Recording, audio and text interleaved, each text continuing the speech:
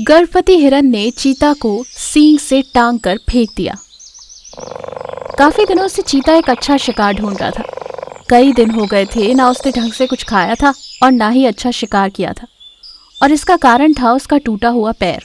अपने टूटे पैर के कारण वो ना तो तेज दौड़ सकता था और ना ही कोई शिकार पकड़ पा रहा था। इस वजह से वो बेहद परेशान था और सोच में पड़ गया था। अगर ऐसा ही चलता रहा तो एक दिन मैं भूख से मर जाऊंगा। मुझे कुछ दूसरा उपाय करना ही होगा।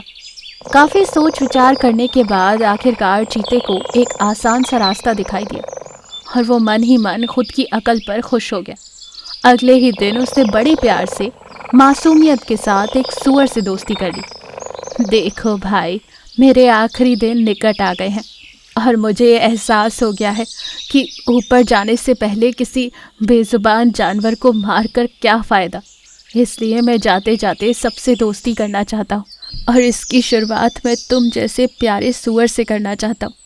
क्या तुम मुझसे दोस्ती करोगे? मैं तुम्हें कोई नुकसान नहीं पहुँचाऊँगा। मरने वाले की आखिरी इच्छा समझकर इसे कबूल कर लो। वो अगर तुम सचमुच मुझे नुकसान नहीं पहुंचाओगे तो मैं तुम्हारा दोस्त ज़रूर बनूंगा।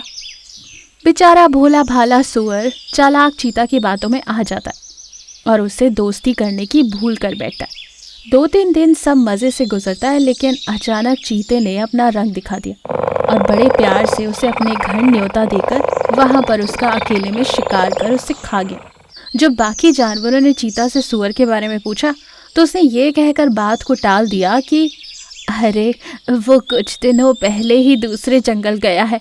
कह रहा था कि अपने किसी रिश्तेदार से मिलने जा रहा हूँ, जल्द ही वापस लौट आएगा। कुछ जानवरों को चीता की बात पर संदेह तो हुआ, पर वो कुछ कह ना सके। चीते ने अगला दोस्त गधे को बनाया, फिर वही चक्कर चलाया और कुछ दिनों बाद चीता के कहे मुताबिक गधा भी दूसरे जंगल चला गया था। अब जानवरों में डर का माहौल बन गया था और वो लोग सतर्क हो गए। तीसरी बारी आई एक गर्भवती हिरन की। मेरे तो मज़े ही मज़े, अब तो पैर ठीक होने वाला है, फिर भी मैं इसी तरह से शिकार करूँगा। कौन बेकार में भागा दौड़ी करके मेहनत करेगा जब आराम से घर बैठे शिकार मिल रहा हो। अब उस हिरन की बारी, अब उसका शिकार करूँगा। काफ़ी स्वादिष्ट होगा उसका मांस, और उसके पेट में पल रहे बच्चे का तो हो, ये सोचकर ही मेरे मुंह में पानी आने लगा। हा हा हा हा। चीता ने अपनी मीठी मीठी बातों में हिरनी को भी फंसाया और उससे दोस्ती कर ली, पर हिरनी बाकी जानवरों की तरह इतनी भी बेवकूफ़ नहीं थी। वो चीता के इरादों से पूरी तरह से सतर्क थी। वो बस एक सही मौके की तलाश में थी, जिसे मिलते ही वो उसे सबक सिखाना चाहती थी। और आखिरकार चीता ने अपना रंग दिखा दिया और उस बेचारी गर्भवती हिरन को अकेले पाकर उस पर हमला कर दिया।